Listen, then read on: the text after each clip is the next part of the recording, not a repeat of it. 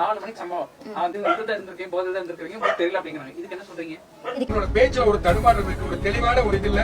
கண்ணினால் காண்பது போய் காதினால் கேட்பது போய் தீர விசாரிப்பதே மெய்யின்பாங்க. இந்த செய்தியை நம்ம பார்த்ததுக்கு அப்புறம் மனம் உடைஞ்சு போய் ஒரு சிறுமியை அப்படி கொடூரமா கொண்டுட்டாங்களே அப்படி நம்ம நினைச்சுக்கிட்டு இருக்கும்போது இந்த செய்தியை தோண்ட தோண்ட பார்த்தா இதுல மிகப்பெரிய ஒரு சம்பவங்கள் நடந்திருக்கு. அதுக்கு முக்கிய ஹீரோனி யாருன்னா அவங்க தாயார் மட்டும்தான். அந்த அம்மையார் என்ன செய்யறாங்க, தன் மக இறந்ததுக்கு அப்புறம் ஒரு பிரஸ் மீட் கொடுக்குறாங்க. அந்த பிரஸ் மீட்ல என்ன நடக்குதுன்னா முரண்பாடான பதில் வருது.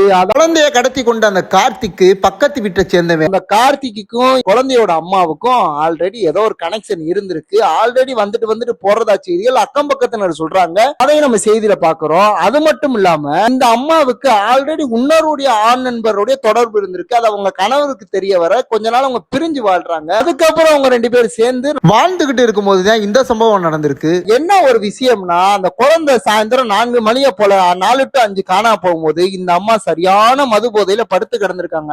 இந்த அம்மாவுக்கு மது பழக்கம் இருந்திருக்கு. பெண் சுதந்திரப்பா அப்படின்னு பேசுறவன் யாரும் கமெண்ட் செக்ஷனுக்கு வந்துடாத, நல்லா கழுவி ஊத்துவே. வேலைக்கு போயிட்டு வந்து கனவை 8 மணிக்கு எங்கப்பா குழந்தை எங்கப்பான்னு கேட்கும் போது இந்த அம்மா அப்பதான் போதை மயக்கத்துல எந்திரிச்சு இந்த அம்மாவும் குழந்தைய தேடி இருக்கு. ஆகா, என்ன ஒரு தாய்! இந்த குழந்தைக்கு உண்மைக்கே நீதி கிடைக்கணும்னா இந்த அம்மாவை போலீசார் விசாரிச்சாதான் உண்மையான நீதி கிடைக்கும்ன்றது என்னுடைய விருப்பமோ. இந்த மாதிரி தவறான பெற்றோர்னால எத்தனையோ பச்சை பிள்ளைங்க இன்ன வரைக்கும் மறைச்சுக்கிட்டு இருக்காங்க. முதல்ல நீங்க திருந்துங்கடா. கணவனுக்கு மனைவி துரோகம் பண்றது, மனைவிக்கு கணவன் துரோகம் பண்றது மாறினாலே இந்த மாதிரி உயிர்கள் அநியாயமா பறி போகாதுன்றதே என்னுடைய விருப்பம். இதை பத்தி நீங்க என்ன நினைக்கிறீங்க? கமெண்ட் பண்ணுங்க. ஃபாலோ பண்ணாதுங்க, ஃபாலோ பண்ணிட்டு பாருங்க.